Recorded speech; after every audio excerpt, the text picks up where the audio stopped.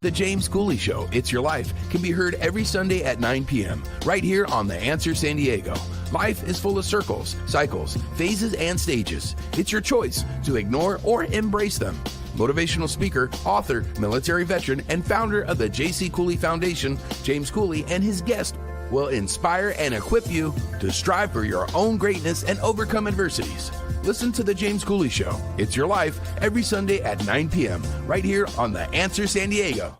The James Cooley Show, It's Your Life, can be heard every Sunday at 6 p.m. right here on 660 AM The Answer in Dallas-Fort Worth. Life is full of circles, cycles, phases, and stages. It's your choice to ignore them or embrace them. Motivational speaker, author, military veteran, and founder of the J.C. Cooley Foundation, James Cooley, and his guests will inspire and equip you to strive for your own greatness and overcome adversities. Listen to The James Cooley Show, It's Your Life, every Sunday at 6 p.m. right here on 660 AM The Answer in Dallas-Fort Worth. The James Cooley Show, It's Your Life, can be heard every Sunday at 6 p.m. right here on The Answer. Life is full of circles, cycles, phases, and stages. It's your choice to ignore or embrace them. Motivational speaker, author, military veteran, and founder of the J.C. Cooley Foundation, James Cooley and his guests will inspire and equip you to strive for your own greatness and overcome adversities. Listen to The James Cooley Show, It's Your Life, every Sunday at 6 p.m. right here on The Answer. Yeah. Dr. James J.C. Cooley. The James Cooley Show. It's your life. Yeah.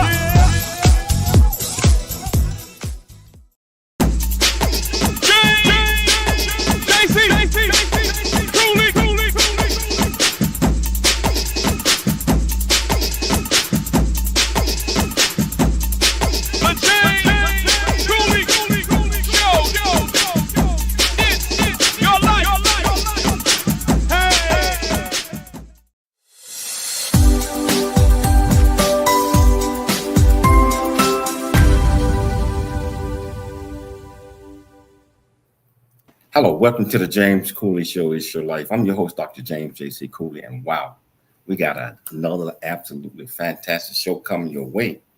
We got this guest, that's incredible, and she's going to talk about some things. I'm not going to give it away, Michelle. I already know.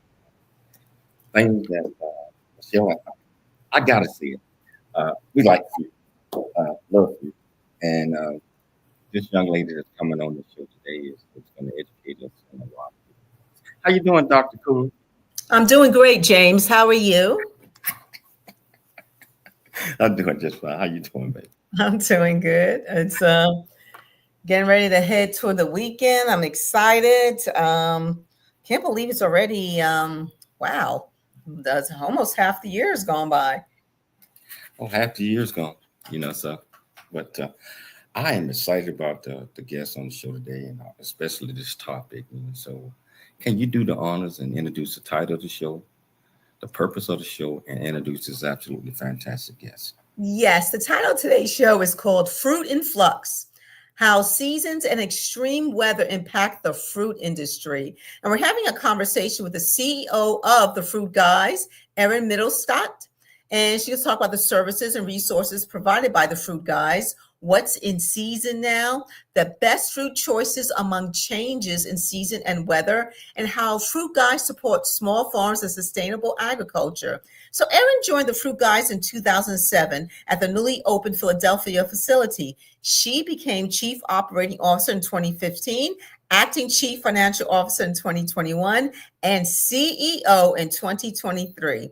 Prior to joining the FruitGuys, she worked as a manager at Trader Joe's in Berwyn, Pennsylvania, and as a case manager at Safe Horizons, a victim assistance nonprofit in New York City. She has a degree in music from the University of Pennsylvania.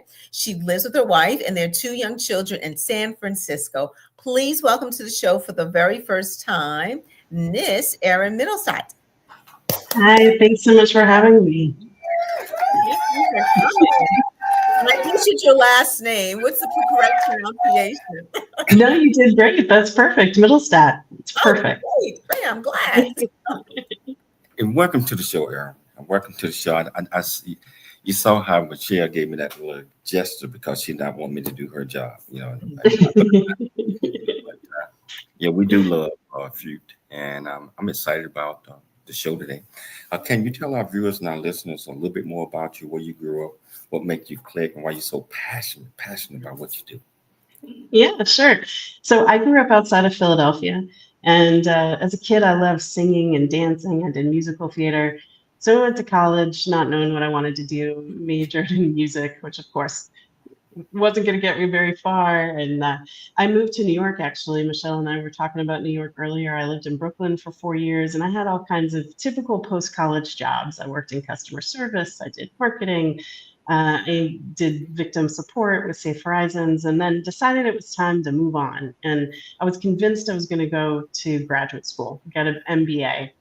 And I moved back to the Philadelphia area, and I started working at Trader Joe's. And I just kept dragging my feet on applying to business school. I just decided I didn't want to do it. And I ended up working at Trader Joe's for 4 years. And that's where I really began to enjoy working with food.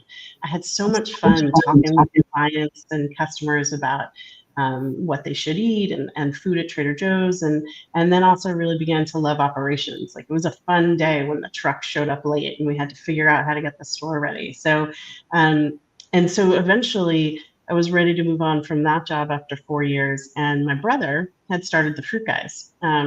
So he started the FruitGuys out in California, and he and his business partner decided it was time to open an East Coast facility. And he said, "You should come work for me." And it took a while. We didn't want anything to hurt our relationship, so we thought about it really hard. And then I said, let's try it. And 16 years later, here's where I am. Wow, that's incredible. If you had, and I always throw a wrench in the beginning, if you had one adjective to describe you, what adjective would that be and why? That's a tough one. Just one, huh? Just one. Indecisive, maybe, is the one I would use today. No, you can use 2. Yeah, I mean, I think I care about people. I've really learned, especially during the pandemic, even in my jobs prior, when I moved into victim services, because I wanted to help people, and I really love connecting with people. And during the pandemic, all of our kids had no place to go. We would go to the park, and a friend called me the mayor of the park. And I'm not that outgoing. I just wanted to bring people together, especially at a time when we were all so isolated. So I guess I would say, and one adjective is, I don't think it's an adjective actually, but a connector. Trying to really care about people, and that's more than you asked for. Sorry. That's great. That's great. Now, you mentioned your brother gave you that opportunity. Why did you hesitate? I know about the brother, sister, all that. Hesitate on just going there immediately. Yeah. It's a great question. You hear horror stories about family members working together and then never talking to each other again, or things just going really badly. And you and your wife obviously work together, so you know the ups and downs of having, your family involved. And it's really special because you get to share it with people you care about, and you get to have real conversations that you maybe don't with people who you don't unconditionally love. But there's also a risk that something goes wrong or we don't agree. And in this situation, the roles were very clear. My brother was the founder. I would be working for him. And there's a question of, hey, am I ready to do that? But we've worked together so well. And it's been a blessing and I'm truly grateful for the opportunity to have worked for him for, the majority of my adult life. So, and it's brought us closer together. We're 8 years apart. So we didn't have some of that sibling rivalry that I think maybe siblings who are closer together might have. So can you tell our viewers and our listeners exactly what services you all provide? Yeah, so at the Fruit Guys, we deliver fresh fruit and snacks all across the country. And primarily we deliver to offices. So if your break room puts out coffee for employees, we would be the fresh fruit that's in that break room. But we also serve a lot of schools. And then we also do better for you snacks. So think, simple ingredients, still sweet and, chip choices, but maybe a healthier choice than what you might find in normal grocery stores. And we deliver nationwide. So we're family run, we're still family owned. And then when I became CEO in 2023, we became women owned and women led as well. And we're also a certified B Corp. So I don't know if your listeners know what a B Corp is, but it's a business that has committed to giving back. So actually part of our legal operating agreement is we have to give back. And we do that by donating fruit to relieving hunger and also supporting small farms through grants. Wow, you guys do a whole lot. Do you guys have offices all over the country, or you just primarily out of Philadelphia? Or Yeah, we ship out of 11 different locations because it's important to us to be as close to the client as we can and to then also buy local produce when we can. So I'm actually based in San Francisco now. We have a facility here, and then we have 10 other facilities that we deliver out of across the country. Wow. So it's always incredible to have companies that are looking out for others, especially from a health perspective. And from a nourishment perspective as well. I mean, especially our kids these days, because sometimes it's not always healthy snacks or any of that stuff. It's more like tater chips and candy, and So, can you tell us a little bit? We got about 2 minutes before the break. How you all go about helping give back to the children or youth or young adults? Yeah. So our school program, we deliver. There's a grant across the country for districts or schools that have a really high percentage of low-income kids can get extra money to feed snacks between lunch and breakfast. And so we serve a lot of schools in California under that program. So that's one way we directly support schools.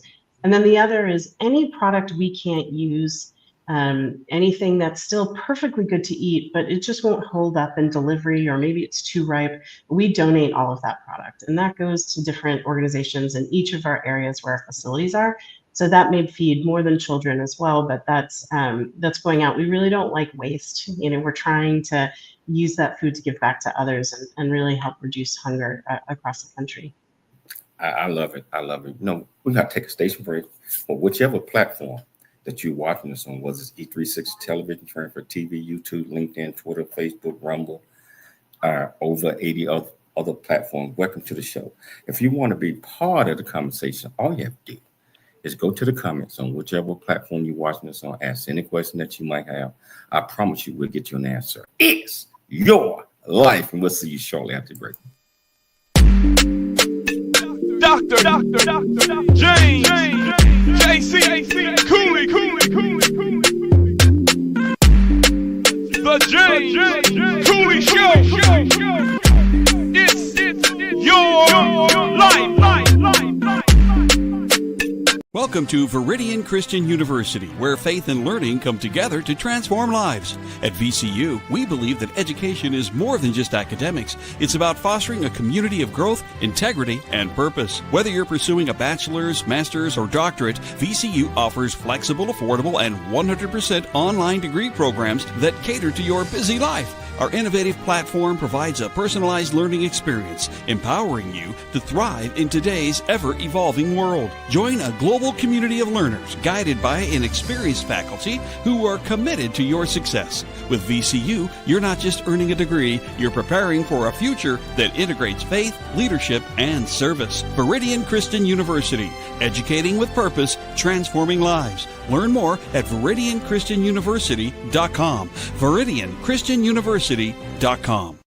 A Black Man's Point of View is the newest Amazon.com #1 release and bestseller book from author Dr. James J.C. Cooley, featuring the perspective from 11 other contributing authors. In A Black Man's Point of View, Dr. James Cooley unpacks his thoughts and personal experiences about the challenges, stereotypes, and feelings of self-worth that many black men face today due to a 400-year ancestry rooted in slavery and colonization. Yet, how so many black men move forward despite this history. Most importantly, A Black Man's Point of View conveys that all men, regardless of race, creed, or color, are capable of love, respect, and dignity. Described as a map to a greater life from the heart of a man who's experienced life's misfortune and harsh conditions, James shows us how beliefs, convictions, and a healthy mentality can help propel a life worth living. A must-read for all. Order your copy of A Black Man's Point of View by author Dr. James J.C. Cooley today from Amazon.com or wherever books are sold.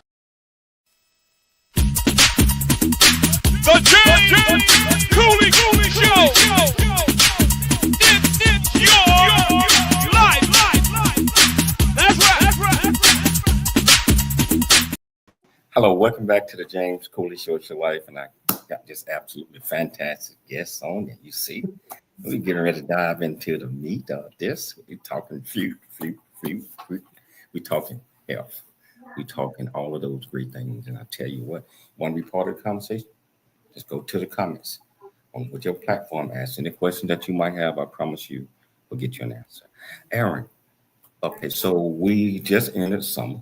Well, we still spring, but technically in about 12 days will be in the summer. What is the best types of foods, fruit, right, that you identify as key for this upcoming season?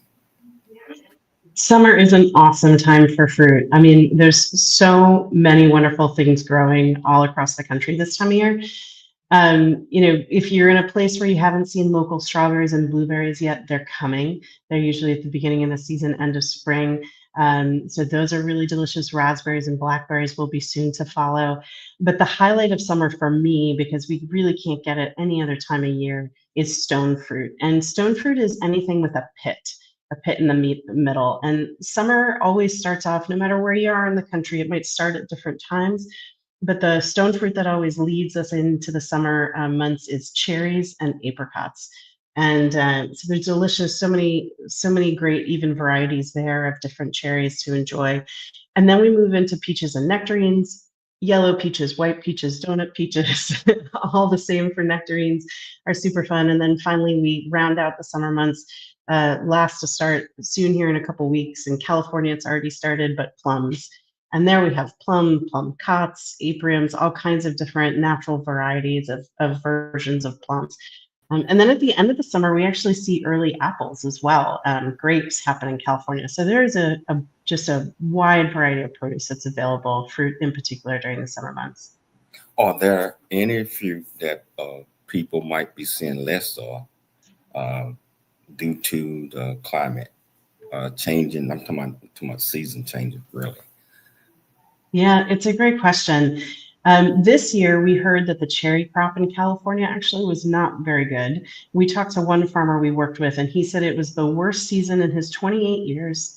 The trees, normally he can get 4 boxes of cherries from one tree, and he was struggling to get half a box, a third a box. And when we asked him why, he said he wasn't quite sure. He thought it might have been a really hot summer last summer because of the way the cycles of trees go through and the way fruit sets up from the buds and how it grows, that he thought that some really high heat last summer might have damaged the crop this summer. So it really can vary. Last fall, we saw a really big gap in citrus. And some of that was due to weather. Florida's having a hard time with some diseases that affect citrus. So each different geography, each different crop might have different things going on each year that can affect how much product or how much produce can be harvested at any time. Well, how can people make smarter and more sustainable fruit choices depending on the season and the weather conditions? I think the first place to start is to buy locally when you can. And this is why we have 11 facilities across the country, because we want to really try to maximize what's locally available first. So, but obviously you might live in a place where some produce that you like isn't grown. That's okay. Eat that. But maybe some of it, if you're looking for citrus and you live in Philadelphia where I was, there isn't any that grows there. So yeah, you might need to get some things that come from other parts of the country, but I think trying to get what you can when it's available is good. Knowing who you're buying from is good. We work with all kinds of farmers, organic farmers and non-organic farmers. And some of those non-organic farmers might be doing the practices, but just don't go through certifications. But you don't know those kinds of things. You don't know what kind of choices they're making around sustainability unless you talk with them or work with people like us who are having those conversations. So what are some of the lesser known fruit that are certainly worth trying, that people don't know a whole lot about them, but that you would recommend that they try it? Well, I started thinking about this over the course of the season, and so I have a bunch. But most people are really used to Bing cherries, those dark red cherries. There's actually a lot of varieties that look like them too. But I personally love Rainier cherries. These are a yellow cherry with a red flush. We see them more now than we used to. They're more widely available, but that's a variety that I think is unique, that if you haven't tried, you really should. It's really lovely. It's a little more delicate than the Bing cherries, but it has a lovely, delicious flavor. And then there's a lot of interesting hybrids. I was talking about apricots earlier. There's a particular apricot called an angel cot, which is more yellow color, a little bigger, light yellow flesh on the inside, super sweet taste, very delicious. That's a really specialty item that is fun to have. And then that goes into a whole host of plum cots and apriums that are really delicious, and they all have fun names like the dinosaur egg and flavor grenades. And so those are really good. But one thing, I didn't realize until I started to get into the produce business is I just always thought of peaches as like a yellow peach or a white peach, or a yellow nectarine or a white nectarine.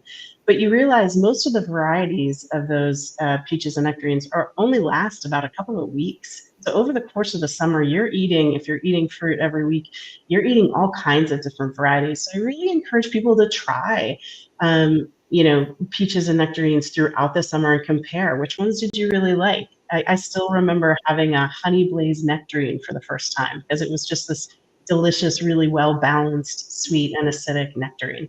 So I think even if it may not feel so unique, you're tasting one and you realize, because these varieties change. And then of course there's all kinds of fun melons. We don't deliver too many melons because they don't work very well in our mixes at offices, but I've seen all kinds of fun melons, the cassava melons, the canary melons. Of course, honeydews and cantaloupes are great, but it's fun to experiment with different tastes.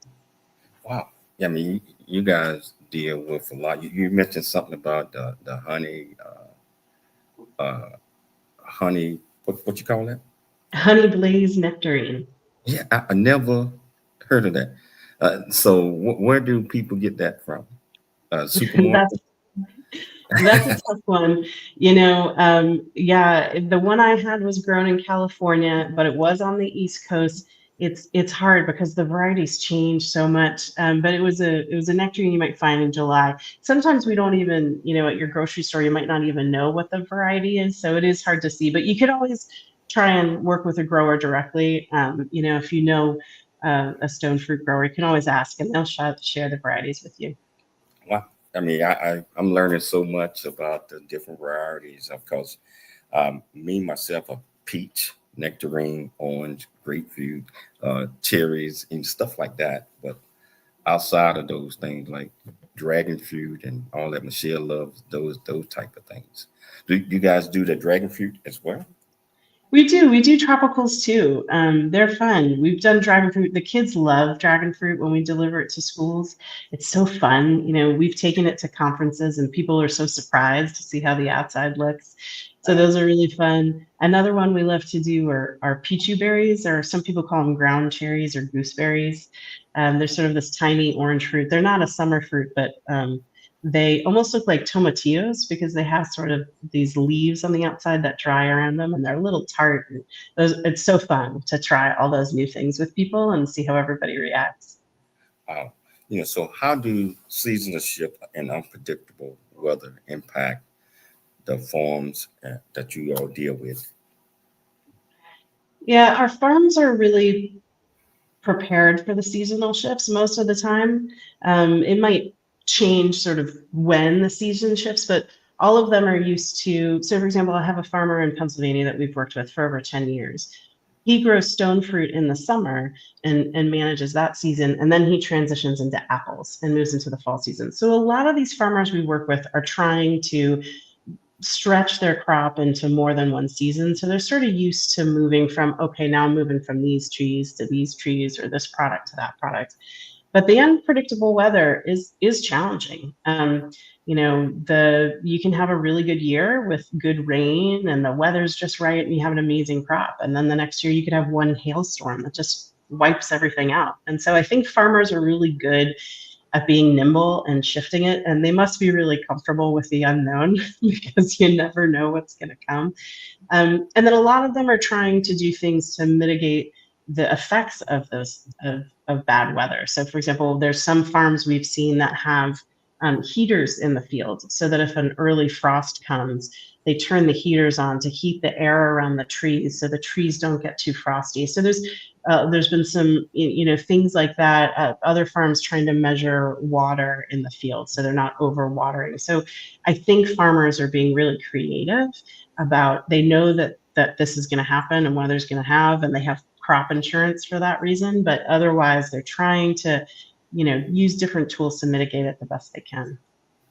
So are farmers having to make changes due to the current trend right now for as funding, government cutting funding and all that type of stuff that could severely affect the industry? What are your thoughts on that?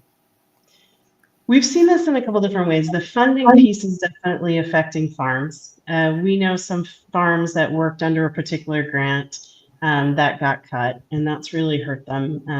And so there are, we know some other farming agencies where their funding got cut, and that's just unfortunate because they were really looking for ways to support farms that they have to find the funds differently. So that's one aspect of the current climate that's affecting farms. In terms of planting, fruit's really interesting. You could harvest fruit from orchards for years and years and years. I mean, trees could be 20, 25 years old. So our fruit farmers have to, I think, be looking ahead and thinking forward in a different way, because they may be planting a tree that might not bear fruit. A new tree might not bear fruit for 3 or 4 years. So they can't adjust quite as quickly as maybe vegetable or row crop farmers do. But I think they're all still really thinking about the issues that affect their trees the most, which is really water usage, heat. When something's hot or cold can really affect how fruit grows and how much yield it has. And then extreme weather. Florida was hit, was it last year with the big hurricane? Luckily, it wasn't significant damage compared to years before, but it did reduce crop because they had the high winds reduced a lot of the fruit that was on the tree. So they're managing all those aspects of thinking, even though they're not maybe changing what they're planting yet, they are still thinking about how weather is going to impact them over the years. You mentioned about planting new trees, and here in California, in my little garden out there, I planted some fruit trees, plums, peaches, and all that, and it did not bear fruit for about 4 years. Mm-hmm. But now they pretty good at especially the lemons and the tangerines and stuff like that. Mm-hmm. So, but what goes into planting and sourcing fruit for businesses and consumers across the country? We start with a lot of education, really trying to just educate us. I'm still learning all the time about different varieties, and I'm not an expert in growing practices, but we're talking to our farms a lot so we can understand what will impact their season. Because like I said, with our cherry farmer earlier, something might have happened a year ago that could impact the crop. So we're really trying to learn a lot and educate our team on what's the cycle of fruit like? How do you best know when a season's going well or not? But in the end, buying and sourcing, I think, is really about good connections. We're really trying to find the best farmers who are transparent about how they grow, who are interested in collaborating with us and educating both ourselves and our clients. But we also buy some stuff that's not direct from farms. For example, no bananas grow in the US, so they all come from outside the US. We don't import ourselves. You have to ripen bananas with ethylene gas and control the temperature. So we're going to work with the best banana ripeners in each market. So the sourcing is how we get good at sourcing is a lot of education, a lot of really thinking about what our clients are going to enjoy, and really trying to find the best quality with the best story, and then keeping our variety high across the seasons as things change. Oh, yeah. I tell you, this is such an intriguing conversation. We got to take a station break. And I tell you what, I know you enjoy. I'm looking at the numbers. I know you are watching the show. If you got any questions, come on. Just go to the platform that you're watching us on, answer any question. I promise you we'll get you an answer. It's your life, and we'll see you shortly after the break.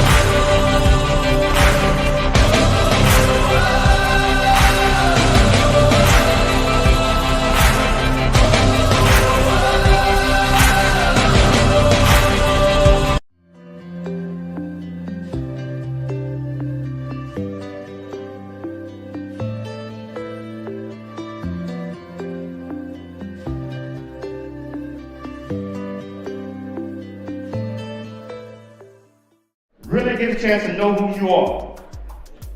And once you know who you are, you truly know who you are, love who you are. Love who you are. You're a masterpiece.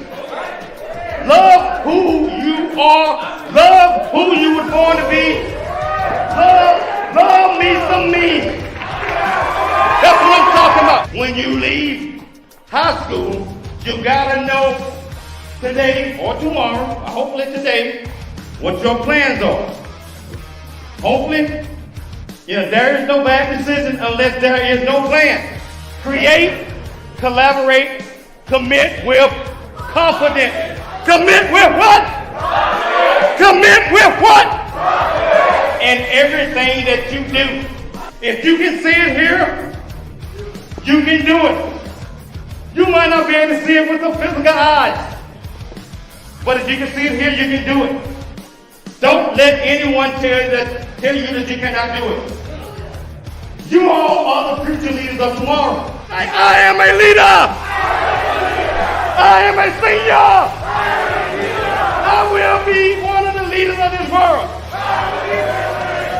So, if you know yourself, And if you love yourself, you got the confidence, you can share yourself, you can be who you are. It doesn't matter if you short, tall, fat, big, whatever, black, white, pink, gold, purple. It doesn't matter. You step up with confidence. You are a masterpiece. You are leaders. The future is here. Now is the time to pursue the greatness in you. Welcome to Viridian Christian University, where faith meets future. We are a fully accredited, 100% online Christian university. We offer bachelor's degree, master's and doctorate degree programs, built for students like you. Affordable tuitions, 30+ degree programs, 100% online and flexible. Integrating faith with learning. Study from anywhere at your pace. At VCU, we do not just prepare you for a degree. We prepare you for purpose. Discover who you are. Grow in faith. And build a future that impacts the world. Are you ready to start your journey today? Visit www.viridianchristianuniversity.com. Apply today and be among the global leaders.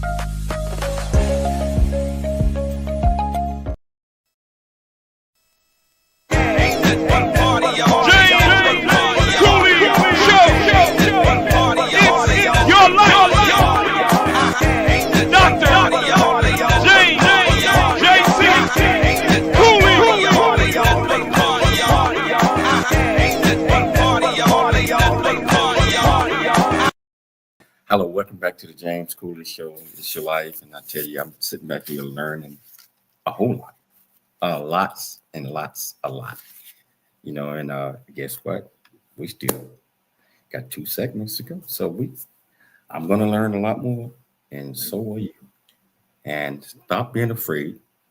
Get on the platform, ask any question that you have. I promise you, we'll get you an answer.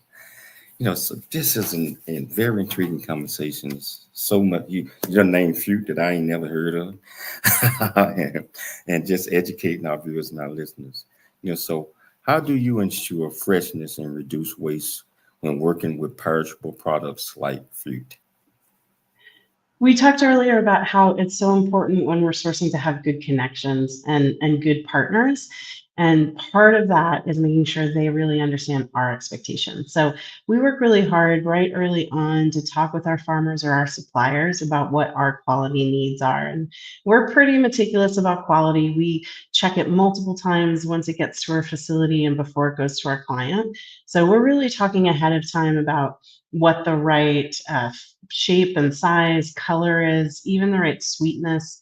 There's a process in fruit called brixing, where you look at the fruit to see how much sugar is in it. So this time of year in summer, we're brixing a lot of the stone fruit to see if it's sweet enough. And there's another process called what you pressure it. So something like apples or pears, you can take the pressure to see if they're firm enough, because nobody wants a mealy apple. So we've worked hard over our 27 years to really make sure internally we all have the same expectations of what a good piece of fruit looks like, because everybody has different tastes. So we try and make it as objective as possible, not subjective. And then we work with our farmers and suppliers to really be clear on those expectations so they can meet them. So what are you all looking for when you choosing a farm? I mean, if there's a certain quality that you all look for that they have to have in order to be partners with you all in this industry? Yeah, we're looking for obviously the basics, what they grow, and making sure it's a commodity we need. There are some things that just don't work for our office clients, so that's the first thing. There's some requirements they have to meet, food safety, although we try and make that as easy as possible. But then we're really looking for, do they understand our expectations? You know, a farm that only works at farmers markets might have different quality standards than what we need, because we can't, you've probably had a peach that's really ripe and ready to eat. That's awesome when you're at the farmer's market, but doesn't work when we're delivering that to your office in a box, and it'll get too banged up. So farmers that are really open to those conversations and understand their needs. And then we love farmers that want to share their stories with us. So that'll talk with us about their history and understand their farms. And then there's other things we look at, like size of farms. We're trying to work with smaller independent family farms as much as we can, but we work with all kinds of sizes of farms as well. And then we also like to understand their growing practices. How do they do anything? Are they organically certified? Do they do anything on the regenerative side? What kind of ways are they trying to give back to the planet and protect the environment? Which all of our farmers are, by the way. They know that they rely on the land and they really want to take good care of it. So, but understanding that, understanding how they work with their staff, those are some of the things that we're really looking for as we start to onboard a farm. You know, you mentioned something about fruit, and I think I run across this a lot. Grapefruit, peaches, they are just sometimes they're not even ripe. By leaving them out for a certain period of time, would that sweeten them a little bit or soften them up? What are your thoughts on that? It's a great question. And the answer is it depends on the fruit. So stone fruit, I know it's not an easy one. Stone fruit, peaches, and nectarines, absolutely. They continue to ripen after they get picked. So when you take them off the tree, they're going to be hard. You want to make sure they still have a good color, because that color, if they're a little green, means they're not going to have much sweetness. So they should still look like a good color, but they'll be firm. You want to leave them out on your counter because they want to be at room temperature and ripen, and that flavor will develop. Something like an apple doesn't work that way. When you pick an apple, that flavor is that flavor. You can put it in the refrigerator. That's why apples hold so well over time. You can put them in the refrigerator, they'll hold up. Citrus is similar. There's some debate about the best way to eat citrus. I personally like room temperature citrus because I think you can really taste the flavor more. But you can put it in a refrigerator too. It doesn't like super cool weather. So each fruit is a little bit different, depending on whether it keeps ripening after it's picked or not. Erin, do you have any tips for the viewers and saying storing fresh fruit to make sure it lasts a little bit longer? I know what we do. I don't know if we're doing it right. Let's say we get some bananas or something. We mostly get them green, because if we're not going to eat them right away, and they turn yellow really quick. Sometimes we'll put them in the fridge to maintain the longevity, but I don't know if it's an old wives' tale. Is it true? Put your fruit in the refrigerator or leave them out until they ripe. Can you explain if we're doing it right? And maybe the audience needs some education on this. Well, first I'll say, if it works for you, you're doing it right, right? If you're enjoying it, if the fruit tastes still good and you're eating it, you're good, But bananas are an interesting one. They don't like really cold temperatures. So if you've ever had a banana that's kind of green and you put it in the fridge and it comes out kind of gray, that's actually damage from the cold weather. You can still eat it. It'll still taste fine, but it looks a little funny because of just the color. So we recommend keeping your bananas out. And usually they do best if you store them upside down, so just the tips and the ends are touching, or hanging them, because they will bruise if they start to ripen and they're squished up in a wrap or something like that. So bananas are a little funny. Some of those tropical fruits are a little interesting. Stone fruit is similar. You want to leave it out on the counter until it gets ripened. You then can put it in the fridge and it'll slow that ripening down. It might last a little longer. But if you put a peach or a nectarine, for example, in the refrigerator, and that refrigerator is too cold, it can damage the fruit as well. Again, it won't taste that bad. It's just the sugars might not come and be as strong, and it might have a little discoloration on the inside. But things like berries, cherries, 100% should go in the refrigerator. They'll last better cooled, and you want them to be dry. So don't wash them and then put them in the fridge. Put them in the fridge and wash them right when you're ready to use them. The FruitGuys, from what I've been reading, they started with a mission to bring healthy snacks to workplaces, right? How has that mission evolved, especially in a post-pandemic hybrid work world? Yeah, over the years we've been in business for 27 years, so we've had to make a lot of adjustments. So one of the first evolutions was in 2008, 2009, when the Great Recession hit. We had a lot of our offices slow down. And so we took a bit of a hit there. And that's when our school business started. So we learned about this special grant that was going to schools where they could have fresh fruit and snacks. And so we started delivering to schools. We started with one school that had 3 sites, and now we serve over 75 districts in the state of California. So that was one evolution, has been expanding who we serve, and not just serving offices, but also serving schools as well. And then during COVID, our schools kept delivering, but they needed a different product because they were actually delivering to families who were driving up in their cars. So they still had all these funds. They were still serving people in need because these were districts that had a high level of people on free and reduced lunch. And so we were packing fruit and vegetables in bags that they could just hand to people through the windows of their cars because they still wanted to serve their community. So we had to make a product evolution there to really work during hybrid and during COVID, sorry. And then with hybrid work, we've always delivered to homes, but it wasn't really our focus, but we did get more creative of trying to work with employers who maybe wanted to send something to their employees at home and just show that they cared, and doing wellness events. That's something that we are seeing more and more of now. A lot of employers are asking people to come back to the office, and they want to make that worth their while. So we're doing more events, fruit tastings, farmers markets, as a way to really surprise and delight and engage employees. Wow, we're going to take a station break, but this is still intriguing. I'll tell you what, don't go anywhere, because we're going to come back. We got another full segment. So if you're not eating fruit, a lot of it or whatever that is, you listen, she's telling you what types of fruits. She ain't saying what type to eat, but what they do, and fruit is good for you. So we're going to get off into that a little bit more after the break.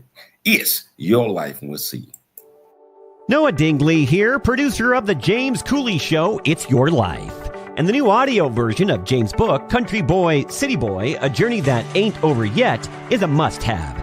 James shares his true life story of struggle and success in America. It's both a cautionary tale and a roadmap to achieving the American dream. Get the new audio version of Country Boy, City Boy, A Journey That Ain't Over Yet by James Cooley on Amazon.com or wherever audiobooks are sold.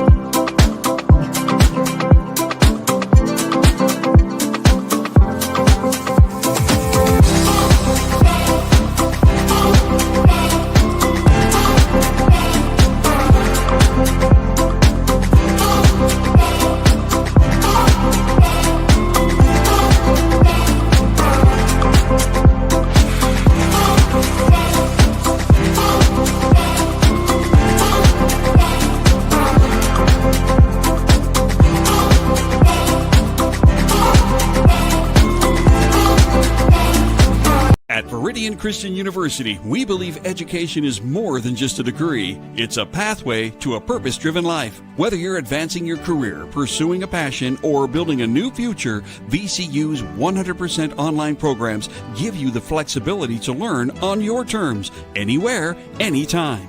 With expert faculty, personalized mentorship, and a faith-centered approach, you'll gain the skills, knowledge, and leadership you need to make a lasting impact. VCU offers bachelor's, master's, and doctorate degrees, each designed to empower you for success in today's fast-changing world. Join a global community of believers, learners, and leaders. Ready to start your journey? Viridian Christian University, transforming lives, empowering futures. Visit us at ViridianChristianUniversity.com. That's ViridianChristianUniversity.com. The James Cooley Show. It's your life. That's right. Hello, welcome back to the James Cooley Show. It's your life. This is so extraordinary. I'm learning all about food and how the industry works. And, I'm going to ask this first question. I'm going to turn back over to Michelle.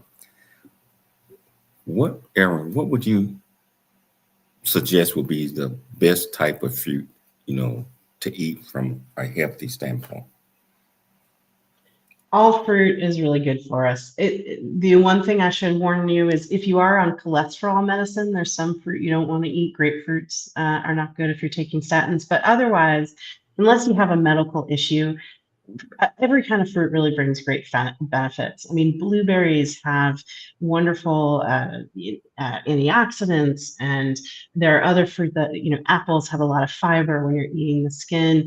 All fruits have a really great mix of vitamins and minerals and nutrients to really help us. I mean, there was a study recently by Harvard that thought that eating citrus, one piece of a citrus a day, like an orange, could reduce your risk of depression, because they're looking at the way your gut and your mind are connected and how really getting that healthy gut microbiome can improve our mental health. So I haven't found anything that's risky for anybody to eat fruit other than cholesterol medicine. If you're a diabetic, you might need to watch your sugar, but for the majority of us, all fruit is good for us and will add to our healthy nutrition.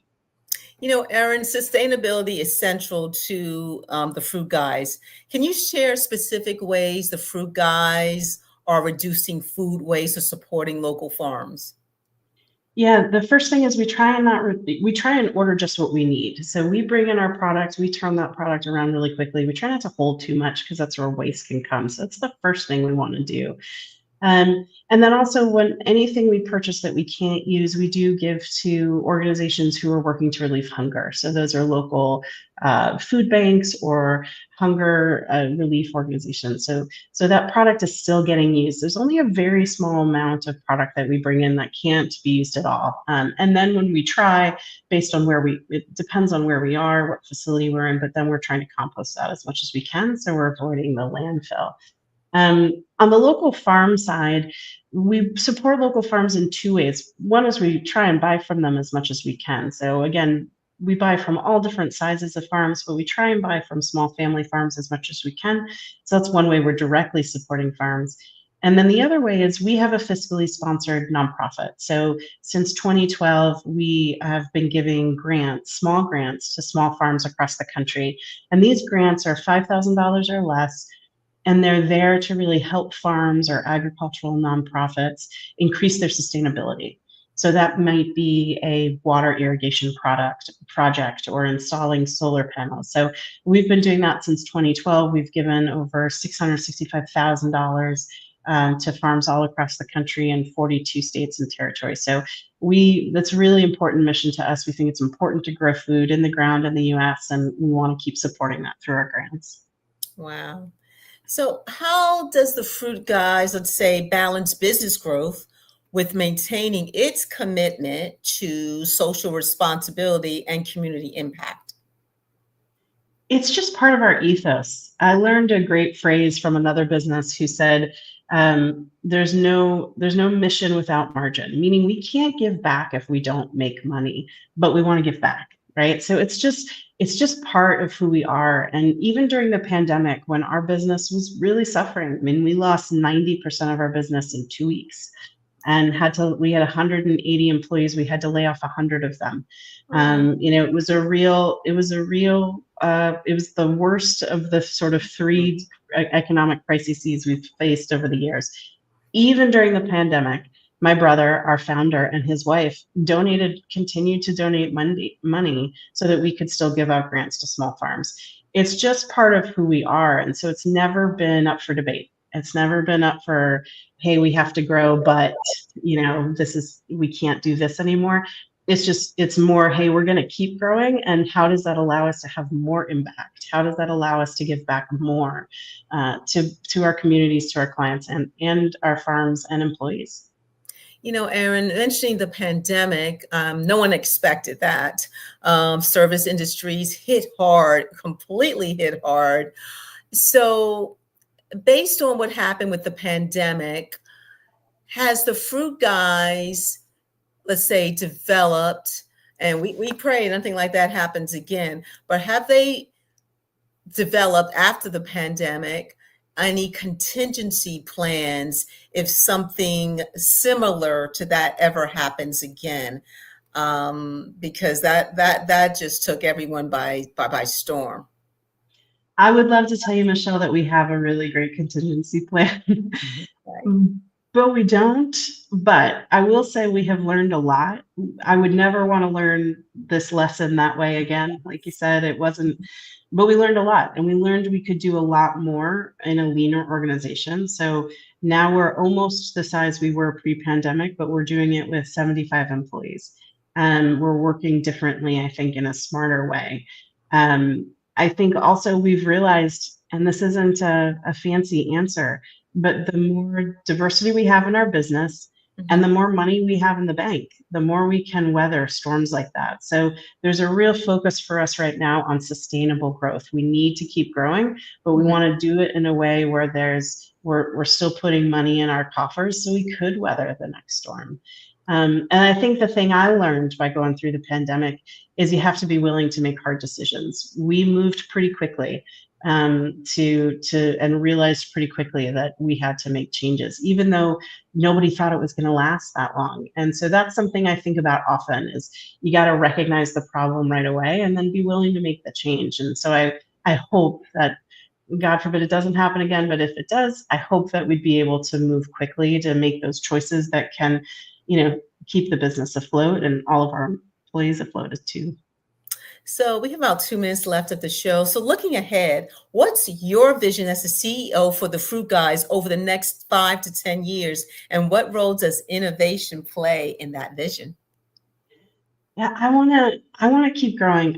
We have people who have worked for us for 20 years out of our 27 years history. We have people who have weathered all these storms. I want to keep growing so we can really add more value to our employees. It's important for me, if we're going to do it well. I want to be a really good vendor. I want to be a really good partner to our farms, and I want to be a really good employer. So leaving a legacy that we're proud of is super important to us. And I think where innovation is going to come into that is we are going to have to work smarter. I think, a lot of people are talking about AI. In agriculture, it's kind of funny because we're pretty old school. I mean, we're packing fruit by hand. We're not using machines. We're not doing anything fancy. But there might be other parts of our business where we can leverage that. So using the right tools for the right part of the business at the right time, I think it's going to be key. And I think that's where the innovation is going to come. And I think we're going to have to keep listening to our clients and really adjust as they might adjust. Right now, health is big and people are really excited to bring healthy things into the office. I don't see that changing anytime soon, but if something were, we'd have to be prepared to, still make fruit valuable and why it should be part of an office setting. Wow. This has been such an incredible interview. I would love it. We need to get her back on, Michelle. we need to get her back on because people, not just in the United States, but around the world, need to understand what she is conveying to us.